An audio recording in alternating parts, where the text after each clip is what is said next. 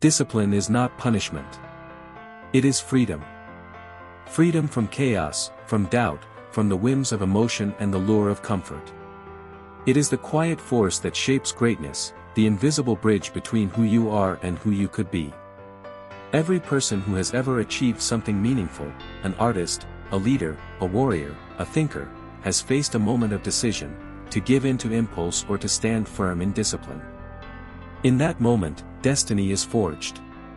Think of a sculptor standing before a rough block of marble. The masterpiece lies hidden inside, waiting for the discipline of the artist's hands to reveal it. That's what your life is, a work of art waiting for your effort, patience, and consistency. Discipline is not glamorous. It's not about perfection or unbroken streaks. It's about returning to your purpose, again and again, even when no one is watching.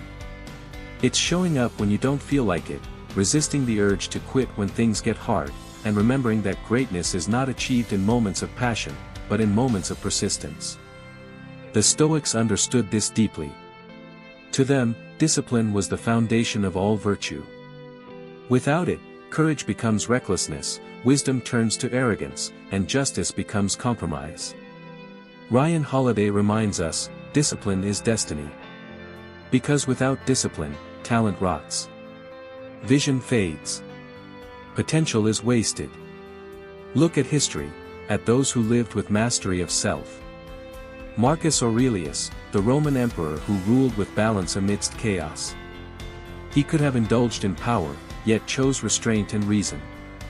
Or consider athletes like Serena Williams, whose dominance came not from luck but from decades of practice, early mornings, and disciplined recovery. Even modern creators, writers, entrepreneurs, musicians, owe their success to the same ancient truth: control yourself, or be controlled by your impulses. We live in a time where distraction is constant and comfort is a click away. The temptation to escape, to delay, to give in, it's everywhere. But those who master themselves rise above. They create focus in chaos. They turn habits into superpowers. They build lives of purpose, not excuses. This is the essence of discipline, to live by design, not by default.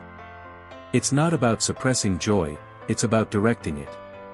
It's not about control for control's sake, it's about freedom through self-command. Because the truth is, every day we make choices that either build our destiny or erode it. And the one who learns to govern themselves will never be ruled by the world.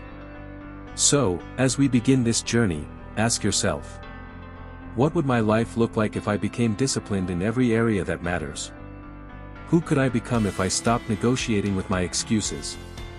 The answer to that question, that future self, lies at the summit of your mountain. And the climb begins now. Part 1: Mastery over the mind. Discipline begins in the mind. It is not first about the body, but about the thoughts that govern it. Every action starts with a decision.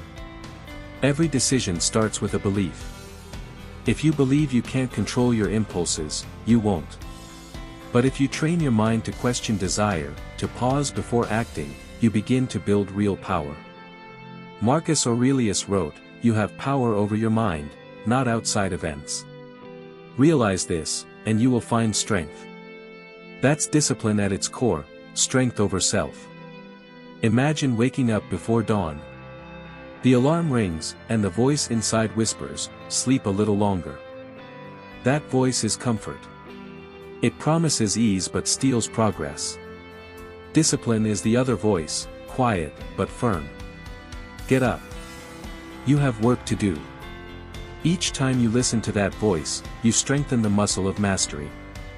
The undisciplined mind is like a wild horse, fast, but directionless.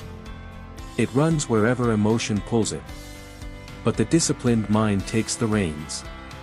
It channels that energy with precision, turning chaos into progress. To train the mind is to become aware, to pause before reacting, to think before speaking, to act from reason, not impulse. It's not suppression, it's transformation. We can't control what happens to us, but we can control our response. That's where discipline lives, in the gap between emotion and action. When anger flares, discipline says, breathe. When fear arises, discipline says, proceed anyway. When doubt creeps in, discipline whispers, remember your purpose. Meditation, journaling, silence, these are not luxuries, but tools. They forge mental toughness. They help us observe without judgment, to see clearly and act wisely. The disciplined mind doesn't run from discomfort, it studies it. Because behind every discomfort lies a doorway to growth. When you begin to master your mind, the world changes. Noise fades. Focus sharpens. You begin to see that discipline is not a burden, it's liberation. You no longer live at the mercy of moods, cravings, or fears. You become your own master. And that mastery is where destiny begins. Part 2, the body as a temple. The mind commands, but the body obeys.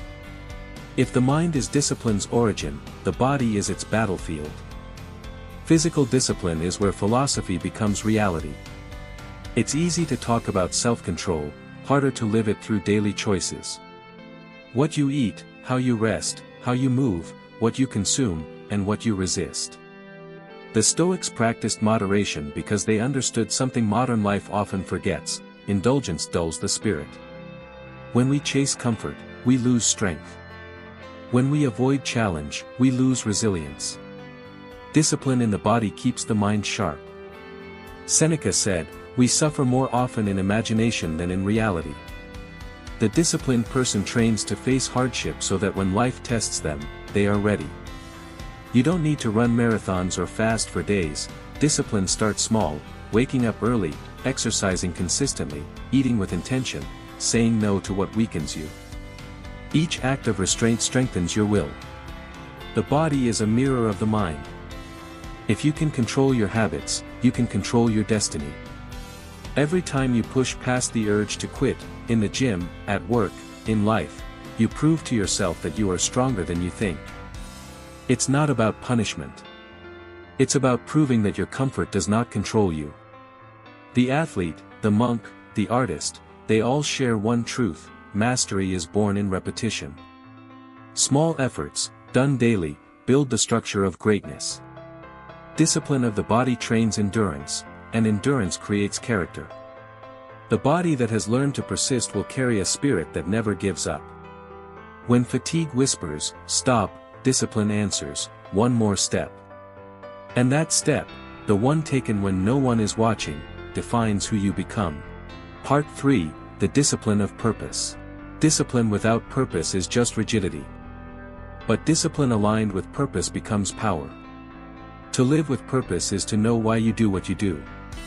It's the difference between being busy and being fulfilled. Ryan Holiday writes that discipline is not about denial, it's about direction. It's not saying no for the sake of saying no, it's saying no so that your yes has meaning. When you have purpose, discipline becomes natural. You no longer need to force yourself, your mission pulls you forward.